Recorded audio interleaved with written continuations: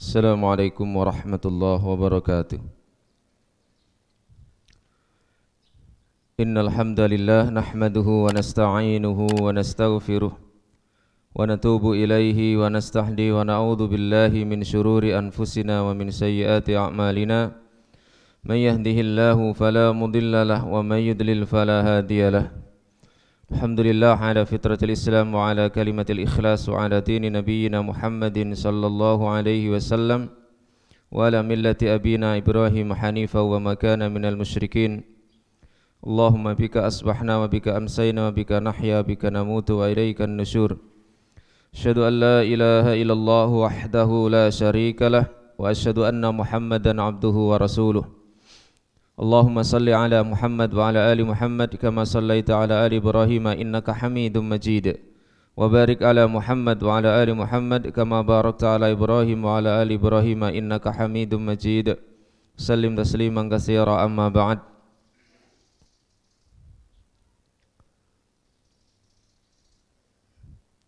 Baik, insyaallah kita lanjutkan membaca hadis-hadis dalam arba'una hadisan kullu hadis fi khamsi khisal, dan bagi hari ini kita sampai pada al-hadis as-samin wal ishrun, hadis yang ke-28, diberi judul muallif min adabil masyi ila shalah, di antara adab-adab berjalan menuju salat.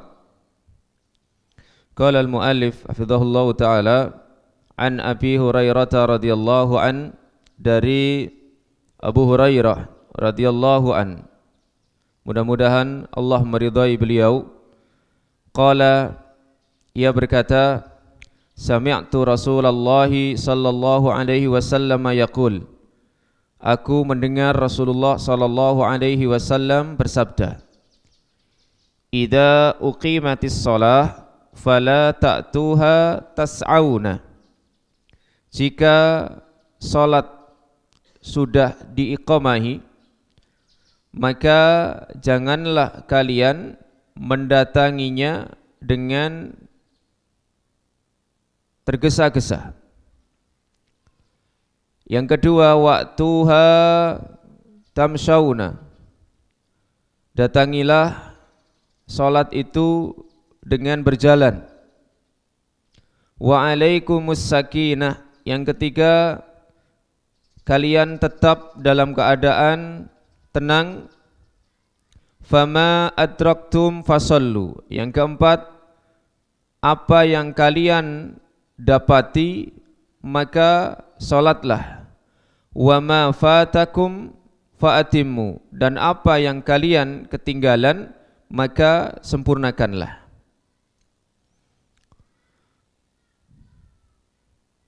Makna hadis,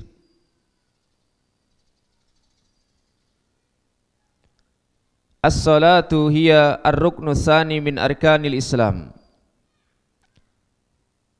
Beliau memberikan muqaddimah ketika menjelaskan hadis yang kita baca tadi, bahwa salat adalah rukun yang kedua di antara rukun-rukun Islam.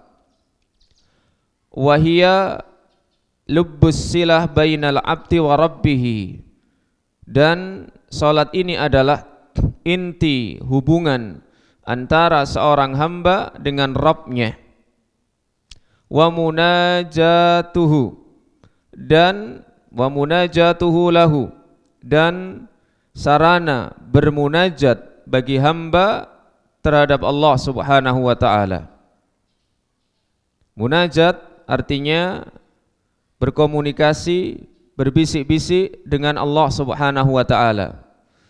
Artinya munajat, naja yunaji munajatan.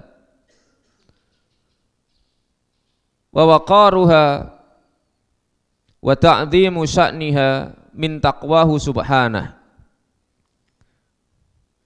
Ketika seseorang melakukan salat dengan tenang, mengagungkan perkara salat, ini termasuk di antara ketakwaan hamba tersebut kepada Allah Subhanahu wa taala. Sebagaimana yang Allah firmankan dalam surat Al-Hajj ayat 32, wa may yu'azzim sya'airallah fa innaha min taqwal qulub. Dan barang siapa yang mengagungkan syiar-syiar Allah, di antaranya adalah salat, maka sesungguhnya hal tersebut termasuk di antara ketakwaan hati. Wadhahab ila salati ta'ah wa ibadah, dan pergi menuju salat adalah satu ketaatan dan ibadah. Yajibu an yuhsinal mar'u ta'diyataha, yang wajib seseorang melaksanakannya, menunaikannya dengan sebaik-baiknya. Jika salat merupakan syiar Allah, perkara yang agung, maka menuju salat adalah sebuah ketaatan, sebuah ibadah yang juga wajib dilaksanakan dengan sebaik-baiknya. Waqad sahha anin Nabi sallallahu alaihi wasallam annahu qala, dan telah sahih dari Nabi sallallahu alaihi wasallam bahwasanya beliau bersabda tentang keutamaan mendatangi masjid untuk melaksanakan salat berjamaah. Salatul jami' tazidu ala salatihi fi baitihi wa salatihi fi suqihi 25 darajah. Salat jamaah itu lebih menambah keutamaannya di atas salat dia di rumahnya dan salat dia di pasarnya dengan 25 derajat. 25 derajat ini disebutkan dalam riwayat Imam Bukhari. Dalam riwayat yang lain, di antara keutamaan salat jamaah adalah 27 derajat. Salatul jamaati afdalu min salatil fardhi bi 27 darajah. Salat jamaah dibandingkan salat sendiri itu perbandingannya 20 derajat. Ma makna darajah? Apa yang dimaksud dengan derajat? Para ulama rata-rata yang dimaksud dengan derajat ay as-shalah. Seperti Ibnu Daqiq Al-Aid rahimahullah, termasuk juga Imam Nawawi, yang dimaksud dengan 25 derajat, 27 derajat itu artinya salat. Maknanya setiap gerakan, setiap bacaan yang dilaksanakan, yang dibaca, yang dilakukan di salat jamaah itu sama dengan 25 minimal sampai 27 derajat dibandingkan dengan salatnya dia sendiri. Ketika seseorang bertakbir, melakukan takbiratul ihram, Allahu Akbar, itu ketika salat jamaah itu 27 kali kebaikannya dibandingkan dengan ketika seseorang salat sendiri. Satu salat yang dilakukan dengan berjamaah secara keseluruhan itu 27 kali lipat kebaikannya dibandingkan dengan ketika seseorang salat sendiri. Jadi yang dimaksud dengan 25-27 derajat itu adalah dari sisi salat atau kebaikannya. Angka 25, angka 27 ini adalah dari Nabi SAW yang kita tidak tahu kenapa pilih angka 25, kenapa pilih angka 27. Ini sifatnya ta'abbudiyah la aqlalaha, sifatnya ta'abbudiyah atau taufiqiyah yang tidak bisa kita jangkau dengan akal kita. Hal-hal yang sifatnya seperti itu, maka istilah para ulama adalah ta'abbudiyah, yaitu dalam rangka kita mengikuti untuk sarana ibadah tanpa memikirkan maksud hal tersebut. Fa inna ahadakum idza tawaddaa, lebih lanjut lagi dalam riwayat Imam Bukhari, maka karena sesungguhnya salah seorang di antara kalian jika dia berwudu, fa ahsana, dan dia wudu dengan sebaik-baiknya. Dia berwudu bagaimana mulai awal, ya, ketika dia membasuh kedua telapak tangan, membaca bismillah. Bismillah ini memang diperselisihkan para ulama. Kalau di mazhab Syafi'i hukumnya sunnah, kalau di mazhab Hambali hukumnya wajib. Bedanya kalau wajib di mazhab Hambali itu ditinggalkan dengan sengaja tidak sah. Kalau ditinggalkan karena lupa, dia tidak melakukan karena lupa, maka dihukumi sah. Kenapa? Karena masing-masing berpegang pada hadis la sholata liman la wudu'a lahu. Tidak sah solat orang yang tidak punya wudu. La sholata bimakna sepakat para ulama, la sahihah. Tidak sah. Bagi orang yang tidak punya wudu, sepakat para ulama. Orang yang sholat tidak punya wudu, artinya dia dalam keadaan hadas, maka dia tidak sah sholatnya. Nah, lanjutannya wala wudu'a, apakah dimaknai la sahihah? Tidak sah pula. Orang yang tidak wudu, orang yang wudu liman lam yadhkurismallahi alaihi, orang yang tidak menyebut nama Allah, tidak mengucap bismillah. Kalau tadi la sholata diartikan tidak sah, apakah yang kedua la wudu'a diartikan tidak sah pula wudunya? Ini yang dipahami oleh mazhab Hambali, la sahihah, sama juga, tidak sah juga. Tetapi mazhab Syafi'i la kamala, tidak sempurna, artinya sah. Tidak sempurna orang yang wudu tidak membaca bismillah. Yang mazhab Hambali tidak sah, sehingga hukumnya menjadi sunnah di mazhab Syafi'i, menjadi wajib di mazhab Hambali. Wajib artinya kalau di mazhab Hambali itu ditinggalkan sengaja tidak sah, kalau lupa sah. Sama nanti dalam sholat juga begitu, ada perbedaan istilah. Membaca Rabbana lakal hamdu, hukumnya apa? Membaca Rabbana lakal hamdu ketika i'tidal, hukumnya apa? Sunnah. Berarti orang kalau tidak baca itu tidak apa-apa. Itu di mazhab Syafi'i. Itu di cover oleh imam kalau makmum tidak baca. Tetapi kalau di mazhab Hambali hukumnya wajib. Kalau dia tinggalkan dengan sengaja maka tidak sah. Tetapi kalau lupa, yujbaru bisujudi sahwi, dia dipaksa untuk sujud sahwi. Kayak milih sing pertama, milih sing sunnah lah. Makanya ada Syekh Al-Utsaimin hafizahullah taala, beliau mengkritik orang yang imam yang kunut witir itu ketika i'tidal tanpa membaca Rabbana lakal hamdu tapi langsung Allahumma hdina fiman hadait, Sami Allahu liman hamidah, langsung Allahumma hdina fiman hadait. Dia tidak membaca Rabbana lakal hamdu. Ini di mazhab Hambali menjadi masalah. Kalau sengaja menjadi tidak sah. Awalnya nggak ngerti. Membaca bismillah juga begitu. Membaca bismillah kemudian membasuh dua telapak tangan 3 kali. Lebih-lebih ketika kita bangun tidur, apalagi malam hari, ya, 3 kali, kemudian berkumur dengan mengambil 1 genggaman telapak tangan, sisanya kemudian kita istinsyak, kita hirup sampai benar-benar di pangkal hidung, bukan sekedar begini-begini, tapi dihirup. Wabaligh fil istinsyak. Kenapa? Karena setan bermalam di sini. Fa inna syaitana yabitu ala khaisumihi. Kemudian setelah itu kita keluarkan, ini namanya istinsar, ke arah kiri. Demikian 3 kali dilakukan. Kemudian setelah itu membasuh wajah.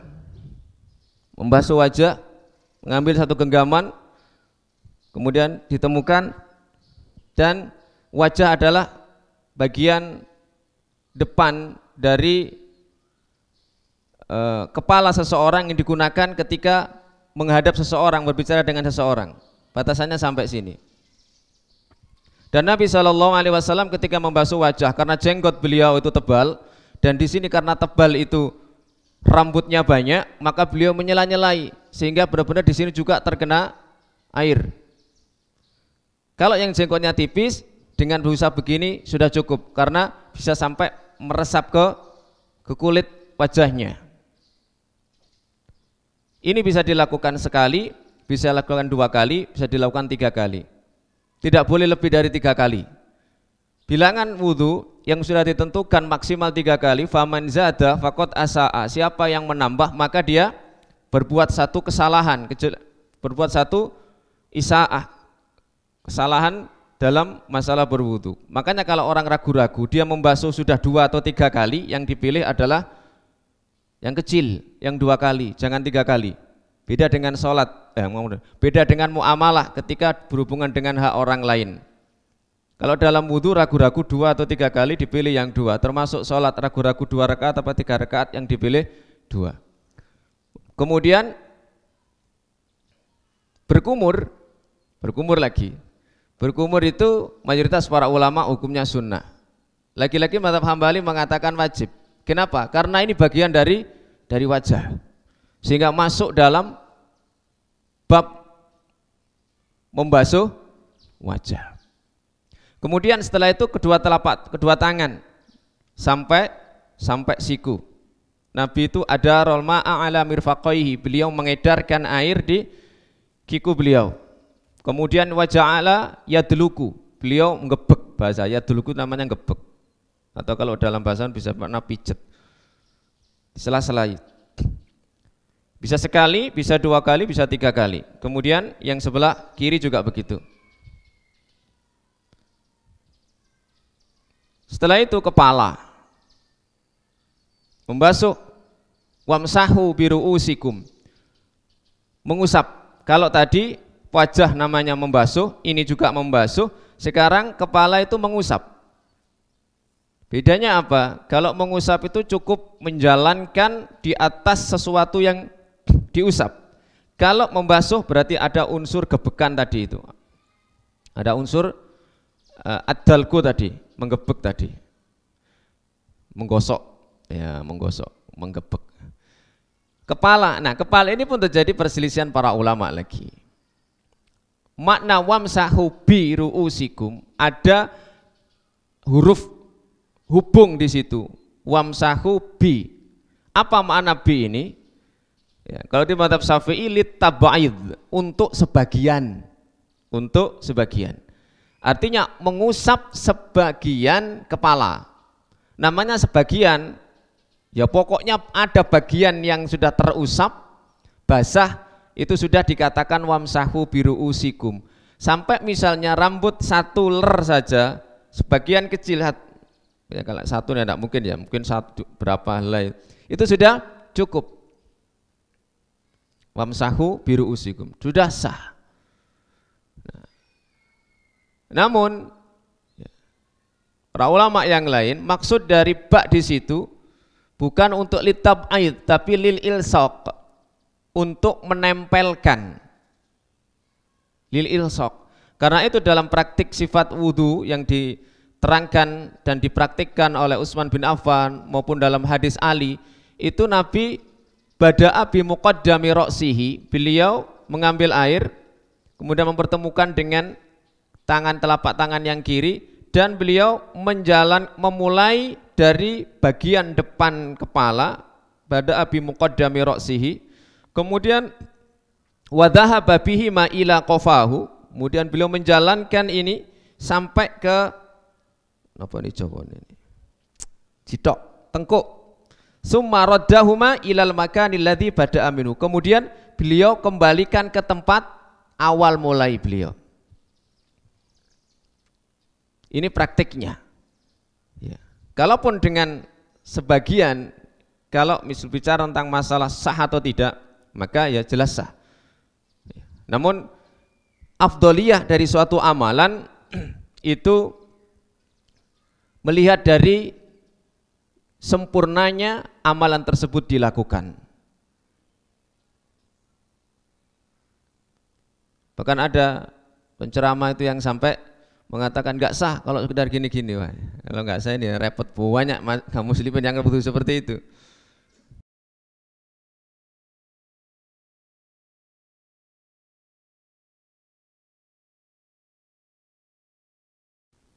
Beliau sudah membacakan kitab Bulughul Maram di hadapan para santrinya.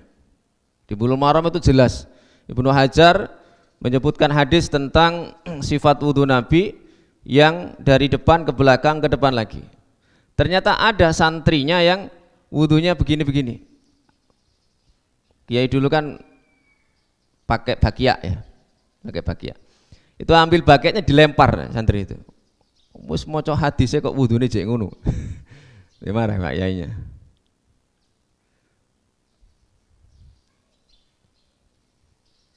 Wamsahu biruusikum, kemudian mengusap, dan ini sekali. Dan ini sekali. Kemudian di ayatnya tidak ada telinga. Tidak ada telinga. Tapi di dalam riwayat hadis Nabi diceritakan beliau mengusap kedua telinga beliau. Dan langsung dari bekas air yang untuk mengusap kepala.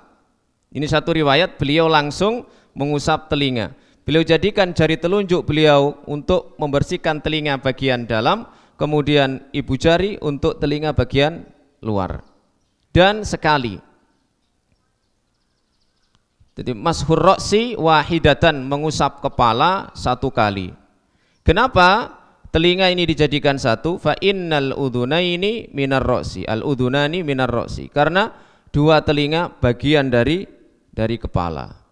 Kepala satu kali, maka telinga pun satu kali. Kemudian setelah itu membasuh kaki. Beda, kaki membasuh, wajah membasuh, tangan membasuh, kepala mengusap, kemudian kaki kembali membasuh.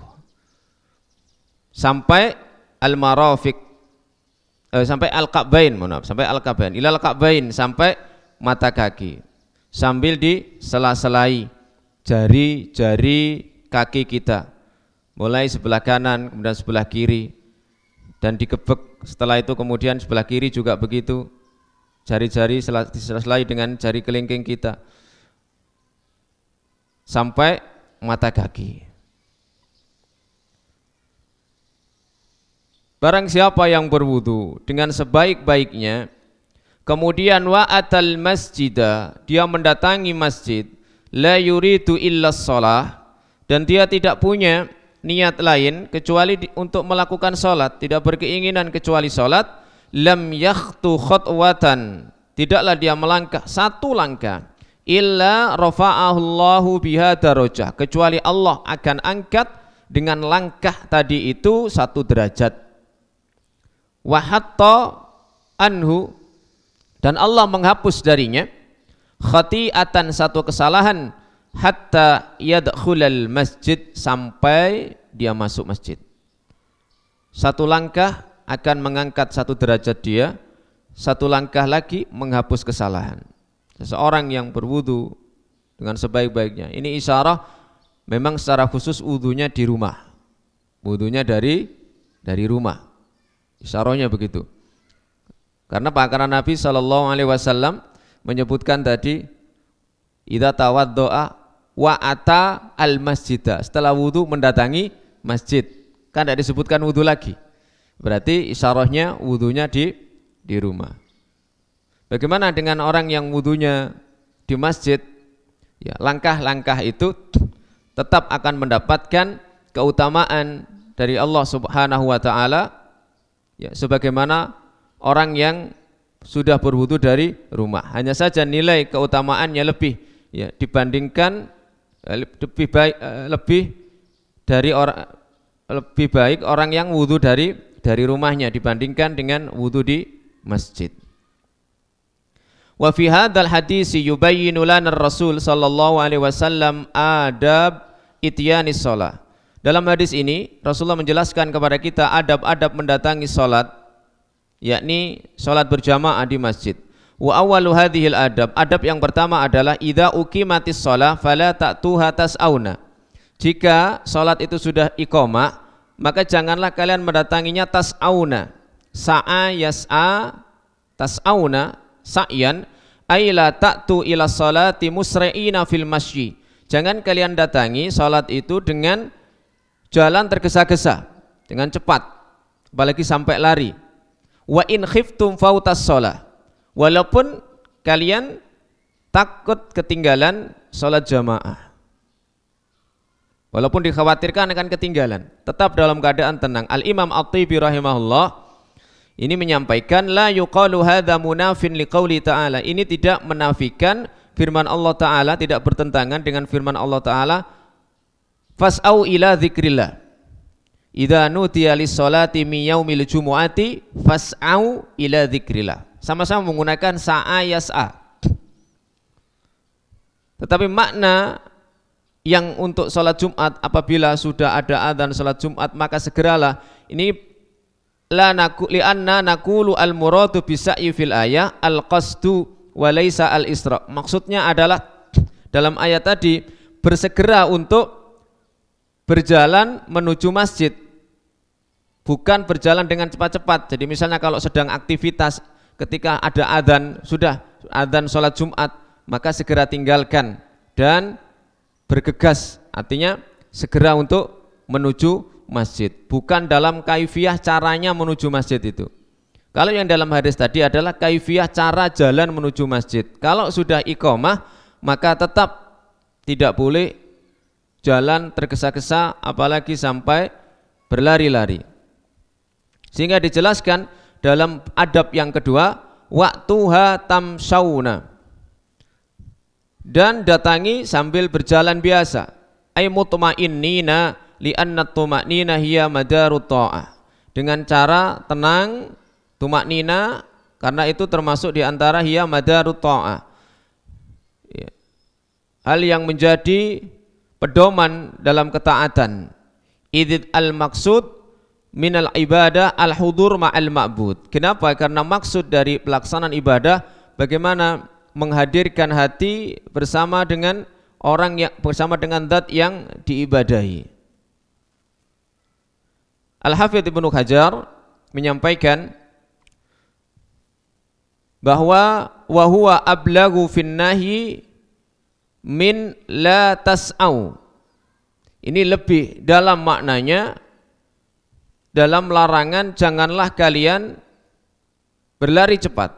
Litaswirihi halah su'il adab wa annahu munafin lima huwa aula bihi minal waqar was sakinah. Kenapa? Karena itu gambaran satu keadaan su'ul adab, tidak baiknya adab, dan itu menafikan sesuatu yang lebih utama berupa kebersahajaan dan ketenangan. Inilah juga yang dimaksud oleh Allah dalam firman-Nya, ya. Ketika Allah Subhanahu wa taala mensifati para hamba Allah Ar-Rahman, wa ibadur rahmanil ladzina yamshuna 'alal ardi hauna. Hamba-hamba Ar-Rahman, mereka adalah orang-orang yang berjalan di atas muka bumi ini dengan tenang. Fal ma'muru bihi huwa ityanuha masyina mutma'inna. Maka yang diperintahkan adalah mendatangi salat jamaah dengan berjalan dengan tenang pula. Jadi walaupun kita mendengar sudah iqamah, kita tahu sudah iqamah, maka tetap dalam keadaan berjalan sebagaimana awal kita menuju tempat sholat, menuju masjid. Yang ketiga, wa alaikumus sakinah, tetap kalian dalam keadaan tenang. Wa alaikumul waqar fi masyikum alladzi qad bada'tumuhu bi adamil isra. Kalian tetap dalam keadaan biasa dalam jalan kalian sebagaimana kalian mulai awal dulu, awal lagi, bi adamil isra wa tumanina fil masyi. Ketika kita awal berjalan mungkin menyangka oh ternyata qomat, sudah qomat, maka tetap berjalan biasa. Qala An-Nawawi rahimahullah, Al-Imam An-Nawawi rahimahullah, al-muradu at-ta'anni fil harakat wa ijtinabul abas. Yang dimaksud adalah at-ta'anni fil harakat. At-ta'anni itu pelan, tetap dalam gerakan, serta menjauhi al-abas. Al-abas artinya sesuatu yang tidak manfaat, senda gurau, ya. Oh, sudah tahu qomat kok malah masih ya, tetap dalam kondisi dia tenang dan konsentrasi menuju tempat sholat di masjid tersebut. Wal hikmah min hadhil adab huwa adamul isra' wa wujubu at-ta'anni fil masyi ma'as sakinah wal waqar. Hikmahnya dari adab-adab ini adalah tidak bolehnya kita tergopoh-gopoh dan wajibnya tetap tenang dalam berjalan disertai dengan sakinah dan waqar. Dan yang keempat, fama adraktum fasalluna. Kalau misalnya kita tadi dalam keadaan tenang, qomat sudah dikumandangkan, apa yang kita dapati ya kita sholati. Ternyata datang di masjid sudah ketinggalan 1 rakaat dalam sholat duhur misalnya atau sholat asar, berarti masih ada 3, yaitu yang kita sholat. Ai idza fa'altumul ladzi amartukum bihi minas sakinah wa tarkil isra fama adraktum minas shalah fasallu. Nah, apa yang kita dapati dari sholat itu ya kita dapatkan, kita laksanakan. Maka dari sinilah Imam Ibnu Hajar rahimahullah menyatakan jumhurul ulama berdalil dengan hadis fama adraktum fasallu, apa yang kalian dapati maka sholatlah di situ. Ala husuli fadilatil jamaah bi idraki juz'in minas shalah. Orang akan tetap mendapatkan fadilah sholat jamaah dengan mendapati satu bagian dari sholat itu. Berdasarkan tadi fama adraktum fasallu, apa yang kalian dapati maka sholatlah. Walam yafsil bainal qalil wal kasir, dan beliau tidak memisah sedikit atau banyak. Misalnya seseorang datang ternyata tahiyat akhir, dan orang yang ketinggalan seperti itu, maka falyasna kama yasnaul imam, hendaknya dia melakukan seperti yang dilakukan imam, jangan nunggu. Ini kebanyakan kaum muslimin banyak yang tidak tahu.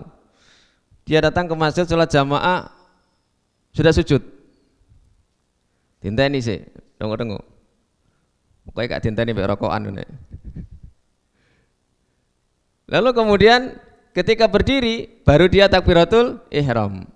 Nah, ini tidak sesuai sunnah. Nabi mengatakan fal yasna kama yasnaul imam, hendaknya dia berbuat sebagaimana yang diperbuat imam. Kalau imam sujud, hendaknya dia sujud, tapi ingat takbiratul ihram dulu, karena takbiratul ihram rukun. Entah itu dia takbir sekali atau 2 kali, yang penting takbiratul ihram dilakukan. Kemudian dia takbir intikal, silahkan, enggak masalah.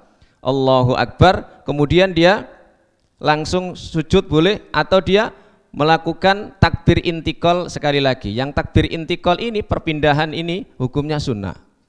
Tapi yang 1 kali takbir tadi itu, takbiratul ihram, ini hukumnya rukun. Jadi tidak langsung kemudian ikut sujud begitu saja tanpa takbir. Tidak usah nunggu. Ternyata ketika ditunggu tahiyat akhir, aku buka kabeh. Tintani tak kira ono tahiyat akhir. Baru dia ikut. Nah, ikutnya karena terpaksa, karena kalau dia tidak ikut tidak dapatkan jamaah. Fa in fa'alal mar'u dzalika yahsulu lahu shawab kamilan, kata Ibnu Hajar. Kalau dia melaksanakan itu, maka dia mendapatkan pahala sempurna. Wa bi itlaqihi akhadha jamaah minal ulama annal jamaah tudraku bi ayyi juz'in adraka qabla salamil imam. Maka dengan mutlaknya penjelasan Nabi tadi itu, fama adraktum fasallu, maka sebagian kumpulan para ulama bahwasanya jamaah itu bisa diraih keutamaannya dengan mendapatkan 1 bagian apapun sebelum salamnya imam. Wa yahsulu lil ma'mumi fadlul jamaah, dan makmum akan mendapatkan keutamaan jamaah, yaitu as-sab'u wal isrun darajah. Walakin, kata beliau, tetapi man adrakaha min awwaliha takunu darajatuhu akmala. Siapa yang mendapati mulai dari awal, maka derajatnya lebih sempurna. Apalagi mendapati takbiratul ihramnya imam. Mendapatkan takbiratul ihramnya imam. Nabi SAW di dalam hadis tentang keutamaan sholat jamaah, siapa yang 40 hari sholat berjamaah, ini insya Allah bisa kita upayakan 40 hari sholat berjamaah. Tapi ada lanjutannya, sholat berjamaah kemudian dia berada di shaf yang pertama 40 hari, shaf yang ngarep terus imam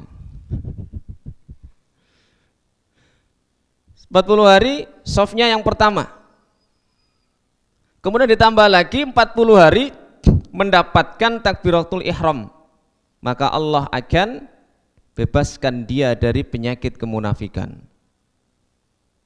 40 hari sholat jamaah insya Allah bisa, misalkan. Tapi yang kedua ketiga ini berat. Shaf pertama ya, kecuali kalau jamaahnya sedikit, masih telat-telat ya shaf pertama, ilmu munculnya jamaah kau no. Jamaah 4-5 ya masih telat karek tahiyat tok ngoten shaf pertama. Kemudian mendapati takbiratul ihramnya imam. Wah, ini berat juga. Makanya dulu ada seorang ulama mengatakan, saya itu 40 tahun sholat tidak pernah melihat punggung orang lain. Gak tahu ndelok gegere wong. Berarti shaf pertama terus dia. Wong gak tahu gegere wong, awak dhewe ro geger, ro sikil, ro tulisan macam-macam. 40 hari ya, 40 hari. Salat berjamaah.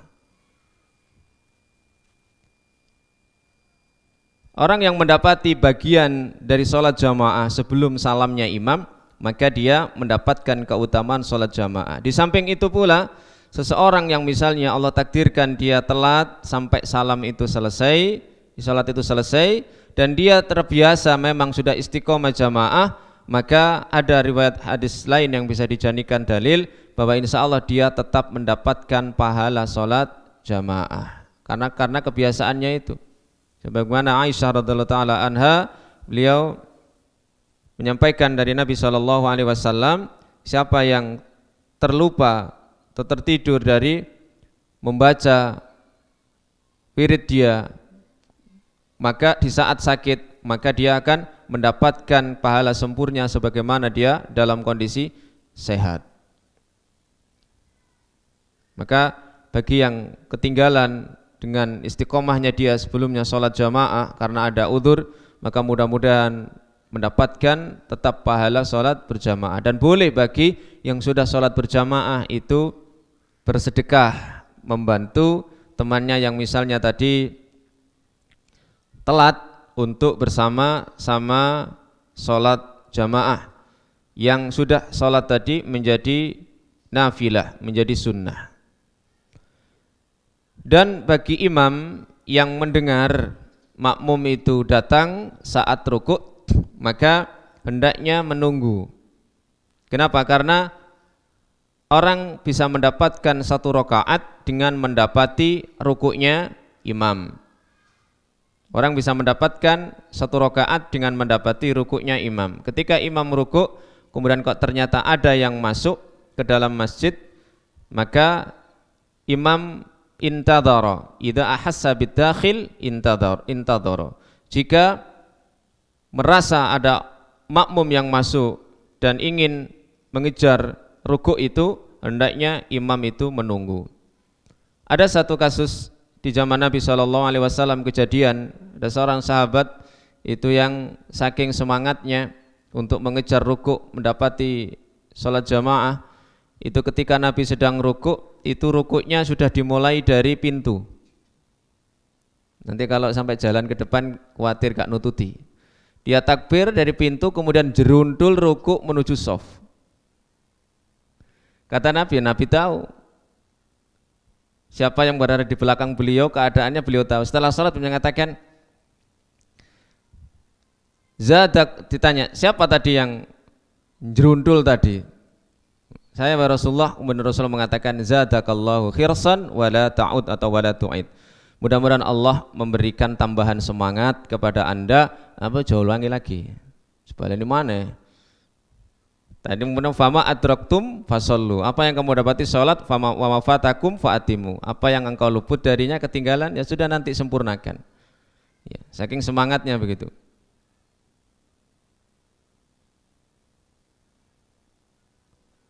Dan yang kelima dari adab ini, wa mafatakum faatimu. Ya, apa yang kalian ketinggalan, ya sempurnakan. Ai atimmu mafatakum min salatikum fa hasala fihi tanbih wa ta'kid. Apa yang engkau ketinggalan maka sempurnakan dari salat kalian. Maka dari sini ada peringatan dan penguatan li alla yatawahhama mutawahhimun anna nahya innama huwa liman lam yakhaf fauta ba'dis salat. Bagi orang yang menyangka bahwasanya larangan ini hanya khusus bagi orang yang tidak khawatir ketinggalan sebagian salat. Fasyaraha bin nahyi wa in fata minas sholati ma fata. Sehingga penjelasan dengan larangan ini wa in fata minas sholati ma fata. Ini bukan berarti seseorang yang ketinggalan dianggap sudah sempurna. Bisa jadi orang berpemahaman seperti itu. Wa ma fatakum, apa yang kalian ketinggalan, ya sempurnakan. Anggap saja sudah sempurna, tidak masalah walaupun ketinggalan. Pemahamannya tidak seperti itu, tapi apa yang dia terluput dari sholat jamaah entah 1 rakaat, 2 rakaat atau 3 rakaat, hendaknya dia menyempurnakan setelah selesai imam itu memimpin sholat jamaah. Ketika mendapati 1 rakaat, maka berarti dia nanti menyempurnakan setelah salamnya imam, ya, dan dia tidak salam, dia tidak ikut salam, ya, setelah salam imam yang kedua dia bangkit untuk menyempurnakan sholat yang dia luputkan tadi itu, rakaat yang dia ketinggalan. Al-Imam Al-Khattabi mengatakan fa'atimmu dalil ala anna alladhi yudrikuhul mar'u min salati imamihi huwa awalu salatihi. Nah, ini yang menjadi perbedaan juga. Kalimat atimmu, sempurnakan, ini menjadi dalil kata Imam Al-Khattabi bahwa yang didapati oleh seseorang yang masbuk dari sholat imam itu dijadikan sebagai awal sholatnya. Misal ada si fulan masuk, ternyata dia mendapati rakaat yang kedua. 1 rakaat yang pertama dia luput, maka awal dia mendapati rakaat itulah yang menjadi rakaat pertama bagi masbuk tadi, sehingga bacaannya nanti berbeda. Misal di sholat zuhur, ketika imam itu rakaat ketiga yang hanya membaca Fatihah, itu berarti rakaat kedua bagi yang masbuk. Rakaat kedua itu berarti ada bacaan suratnya. Maksudnya begitu. Tidak mengikuti rakaat yang dilakukan oleh imam saat masbuk tadi masuk, mendapati. Fahada lianna lafdhul itmam waqi'un ala baqi min syai'in qad taqaddama awwaluhu. Kenapa? Karena lafadz al-itmam menyempurnakan itu berarti terjadi atas sisa dari sesuatu yang didahului oleh awalnya tadi itu. Dan ini madhab mayoritas para ulama seperti Imam Syafi'i, Imam Ahmad, ya. Dan juga menjadi pendapat dari sahabat Ali dan juga Abu Darda dari kalangan sahabat. Pendapat yang kedua, bahwa yang didapati makmum masbuk sesuai dengan kondisi imam saat itu, sesuai dengan kondisi imam saat itu. Sehingga kalau misalnya dia masuk pada rakaat ketiga pada sholat yang 4 rakaat, zuhur, asar maupun isya, maka dia kondisinya sama dengan rakaat yang nanti dia akan tambah dari sisi bacaannya. Termasuk juga nanti berpengaruh pada gerakannya, tahiyatnya misalnya. Ya.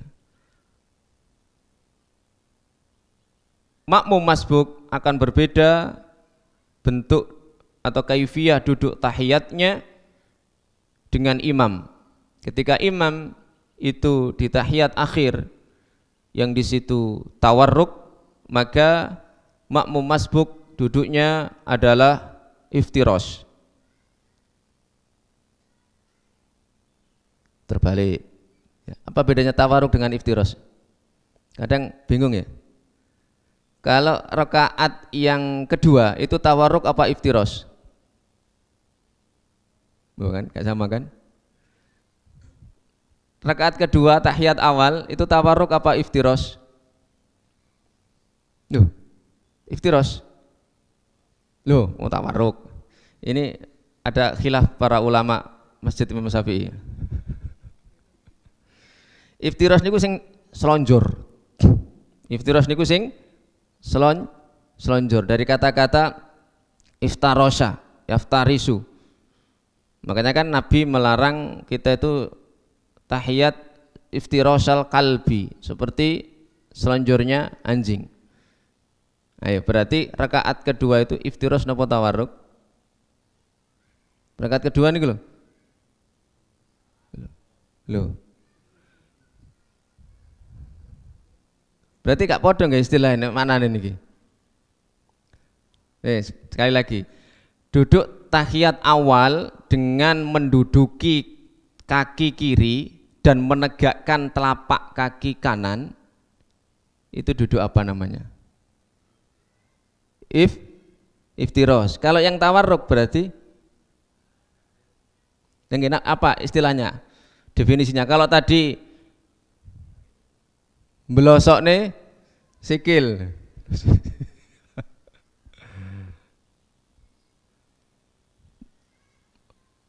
Apa?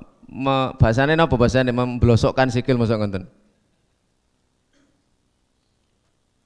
Duduk yang tahiyat awal dengan menduduki kaki kiri dan menegakkan telapak kaki kanan dengan jari-jari menghadap kiblat, itu namanya duduk iftirash. Kalau yang menselonjorkan kaki kiri duduk di atas pantat,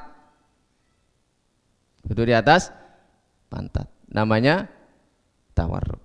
Nah itu kalau misalnya dilakukan makmum masbuk, maka sesuai dengan jumlah rokaat yang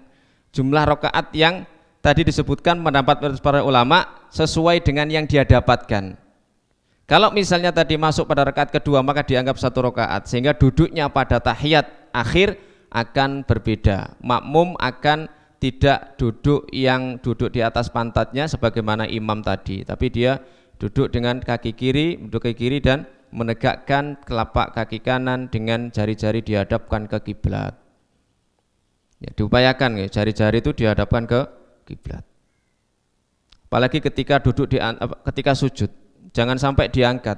Itu Nabi itu yastaqbilu bi atrofi rijlaihi al kiblata. Beliau benar-benar menghadapkan jari itu ke kiblat, dipancat. Karena ada sebagian yang untung masih nempel, ada yang sampai diangkat.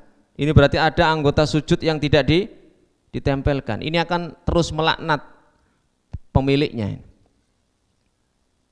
Jadi hendaknya dipancatkan dan dihadapkan ke kiblat. Termasuk ketika duduk, ya diupayakan. Kecuali sakit, ketemu lemu, nyelengkar begini biasanya nggak kuat gini.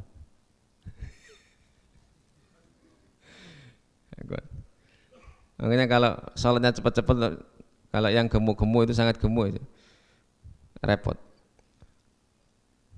Fahadihi adabu ityani shalah fil jamaah allamaha muallimul bashariyah wa khatamul anbiya wal mursalin raghbatan fi husulis sawab wal ajr wa ityanul ibadah 'alal qadri wal hay'ah al matluba wa adamil ikhlali biha. Inilah di antara adab-adab yang diajarkan oleh Rasulullah sallallahu alaihi wasallam sebagai pengajar manusia dan penutup para nabi dan para rasul dalam rangka raghbatan fi husulis sawab, menginginkan pahala, wal ajr balasan, dan melakukan ibadah 'alal qadri wal hay'ah, ya, menurut kemampuan, wal hay'ah al matlubah, dan juga ketetapan serta kaifiyah yang diperintahkan, serta tidak adanya menyepelekan melaksanakan kaifiyah salat tersebut. Pelajarannya ada 4 di sini. As-sakinah wal waqar wa adamul isra' wat tuma'ninah adabun min adabil Islam. Sakinah, tenang, bersahaja dan tidak tergopoh-gopoh. Ini serta tumakninah adalah adab di antara adab-adab Islam secara umum dan secara khusus ketika pergi melaksanakan sholat jamaah. Yang kedua, wajibnya usaha seorang mukmin semangat apa yang manfaat bagi dia dan mengangkat derajatnya serta menambah pahala ibadahnya, mendatangi sholat jamaah dan hal-hal lain tadi yang disebutkan sebagai adabnya. Al-ada'u yuhkil qada' fi shalah wa ghairuha minal ibadat allati yajibu fiha dhalika wa hiya mufassalah fi mawadhi'iha. Jadi pelaksanaan sholat dan yang lainnya di antara ibadah-ibadah itu wajib melaksanakan dengan sebenar-benarnya dan dijelaskan di tempat masing-masing. Yang keempat, khirsun nabi ala ummatihi, bagaimana keinginan Nabi SAW atas umatnya dan mengajari mereka perkara agama mereka serta adab-adab syariat mereka. Ada kitab khusus tentang risalah tentang adabul masyi ila shalah yang ditulis oleh Syekh Muhammad bin Abdul Wahab rahimahullah, ya, dalam salah satu risalah beliau, ya, tentang adabul masyi ila shalah. Beliau menjelaskan dari awal, kemudian bacaan-bacaan zikir ketika menuju sholat sampai melaksanakan sholat berjamaah. Adabul masyi ila shalah. Demikian, mudah-mudahan Allah Subhanahu wa taala senantiasa memberikan taufik. Nggih.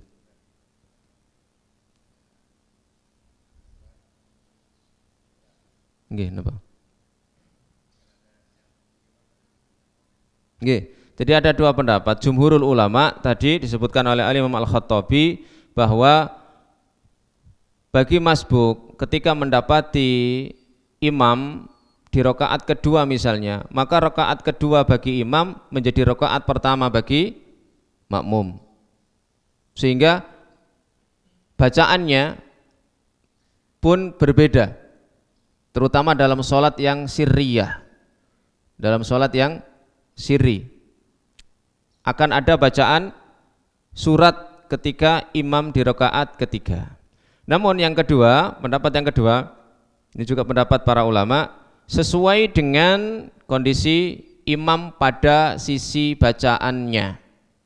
Jadi kalau imam di rakaat kedua, makmum masuk mendapati rakaat kedua, maka bacaannya sama dengan bacaan sholat yang dipimpin imam saat itu. Termasuk ketika nanti masuk rakaat ketiga, maka ya dia mengikuti imamnya tadi. Ini dalilnya secara umum, ju'ilal imamu liyu'tamma bihi. Imam itu diikuti, ditunjuk untuk diikuti.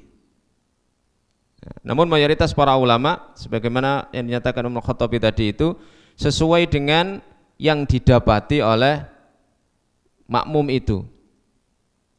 Kalaupun dia mendapati rakaat ketiga, maka itu tetap menjadi rakaat pertama bagi makmum masbuk. Masuk imam rakaat ketiga. Maka ketika makmum itu masuk mendapati itu, maka menjadi rakaat yang pertama karena memang dia baru mulai saat itu. Nah, termasuk ketika tahiyat akhir nanti, ketika salam, maka posisi duduknya sesuai dengan makmum tadi. Karena dia belum tahiyat akhir, belum rakaat yang terakhir, sehingga duduknya pun duduk seperti tahiyat awal. Kalaupun ada yang mempraktikkan seperti gerakan imam, yaitu dia duduk seperti tahiyatnya akhir imam, maka tidak apa-apa pula. Karena dalil umumnya tadi itu ju'ilal imamu liyu'tamma bihi. Namun pendapat mayoritas para ulama sesuai dengan kondisi makmum yang masbuk tersebut. Makmum masbuk boleh bermakmum dengan sesama makmum masbuk. Dapati kan biasanya? Makmum masbuk boleh bermakmum dengan makmum yang masbuk juga. Ada orang ketinggalan, sudah selesai salam, ada orang ketinggalan lagi juga. Wah, ada yang ketinggalan lagi. Maka dia boleh bermakmum kepada makmum yang masbuk juga. Tapi masbuknya lebih nemen sing terakhir. Lah, beri ono maneh. Rupane tau ngalami rupane ini beri ono maneh. Ya gitu. Nah, cuman kalau satu orang ya hendaknya dia berada di sebelah kanannya, imam posisi sebelah kiri dan tidak sampai terpisah. Dan jangan sampai di depan yang sebelah kiri. Apa yang menjadi tanda di depan itu adalah apa namanya? Bagian ini apa namanya? Tumit. Tumit ini sampai misalnya maju berada di depan tumitnya imam. Karena ini berarti dia menempatkan dirinya makmum itu di depan imam. Dan ini bisa tidak sah. Makanya kalau seperti di Masjid Nabawi kan ada batasnya, batas imam. Ini kok orang sing jamaah ngarep nih. Ya dihalau sama polisi-polisi. Sudah ini batasnya imam paling depan ini. Ojo ndek ngarepe apa namanya? Imam. Ya. Kecuali di Ka'bah yang di situ nanti ada aturan tertentu, maka dibolehkan di situ. Di Masjidil Haram. Kalau misalnya datang lagi, maka dia bukan berada di sebelah kanannya, wah kira untuk kawanan kabeh. Di belakang karena sudah lebih dari satu makmumnya, boleh bagi dia untuk narik pundak jamaah yang satu orang berada di sebelah kanannya imam tadi itu, sehingga bersama-sama dua orang itu di belakangnya. Nanti kalau tambah tinggal nambah-nambah.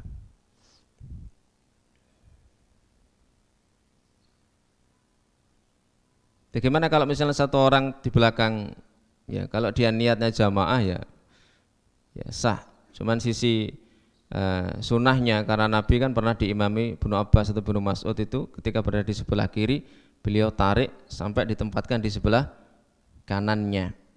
Ibnu Abbas mundur, ditarik Nabi supaya maju sejajar.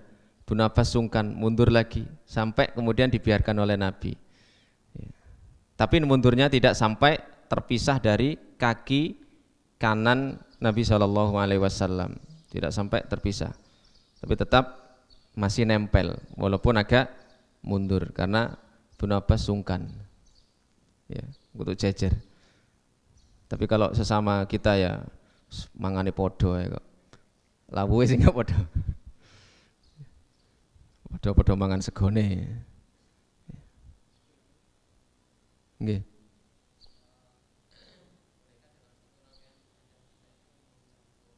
Doa mencampur mazhab.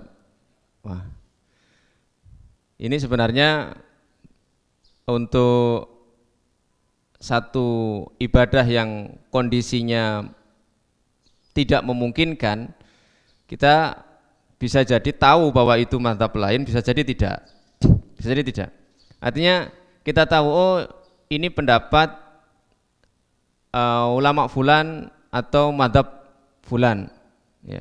Kemudian kita tahu pendapat yang lain begini. Nah, dalam kondisi-kondisi tertentu bisa jadi satu mazhab itu ada beberapa pendapat. Contoh di mazhab Syafi'i ada pendapat yang sifatnya mu'tamad, yang memang itu menjadi pegangan. Ada yang pendapat ashab, murid-muridnya Imam Syafi'i yang juga diakui itu menjadi bagian dari pendapat mazhab Syafi'i. Nah, bisa jadi ketika seseorang tidak melakukan pendapat yang mu'tamad di satu mazhab, dia mengamalkan pendapat ashab itu, murid-murid Imam Syafi'i, sehingga masih dalam koridor satu madhab.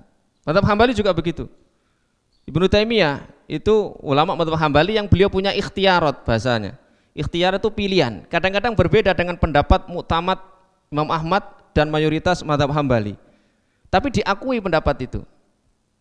Sehingga seperti Syekh Abdurrahman bin Nasir As-Sa'di punya kitab namanya Manhajus Salikin, itu beliau di dalam buku itu, kitab itu, ada yang tidak sesuai dengan muktamad madhab, tapi di awal muqaddimah kitab sudah menyampaikan, saya menukil tidak keluar dari madhab, tapi pendapat dari ashab madhab yang itu saya nilai dalilnya lebih kuat. Sehingga kitab itu masih dalam rangkaian bingkaian madhab Hambali. Jadi bisa jadi seperti itu. Dalam satu madhab bisa ada 1, 2, 3 pendapat, tetapi masih dalam rangkaian pendapat madhab tersebut. Maka belum tentu ketika berbeda dengan muktamad madhab kemudian dihukumi keluar.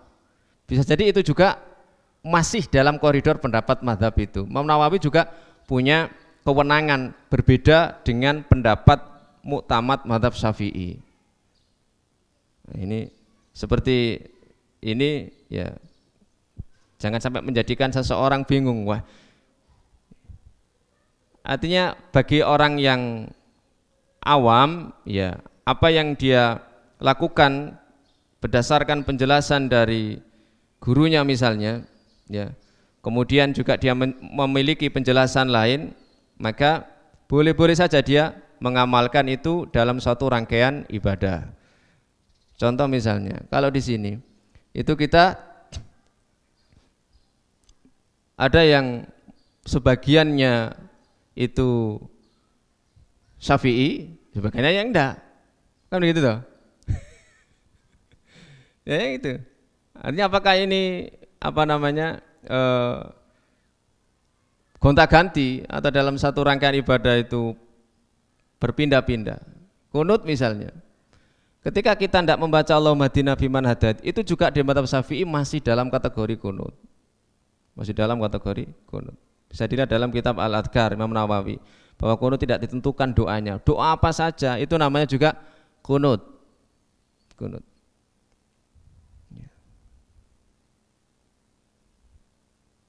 Sampai Masjid Imam Syafi'i kok kunut. Nah, kunut ya, yang dibukakan itu karena ada beberapa juga pendapat di mazhab Syafi'i yang kunut itu tidak harus angkat tangan, tidak harus baca Allahumma hdina fiman hadait. Jadi masih kalau misalnya jenengan ingin jadi mazhab Syafi'i ya masih dalam koridor mazhab Syafi'i. Wallahu a'lam bishawab. Kita cukupkan sekian. Kita dapat dengan kafaratul majlis. Subhanakallahumma bihamdika asyhadu an la ilaha illa anta astaghfiruka wa atubu ilaik. Assalamualaikum warahmatullahi wabarakatuh.